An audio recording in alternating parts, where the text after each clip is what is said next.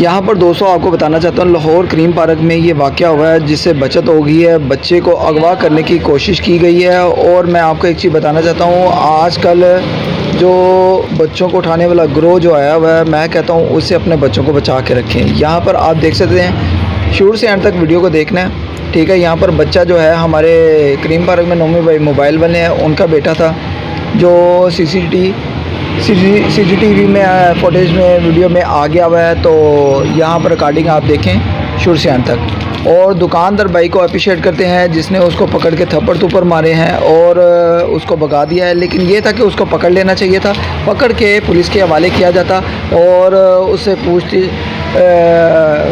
तस्वीर जो है ना, उससे पूछा जाता कि कहाँ से इसने क्या क्या अब बच्चों को उठाया है, ये क्या है।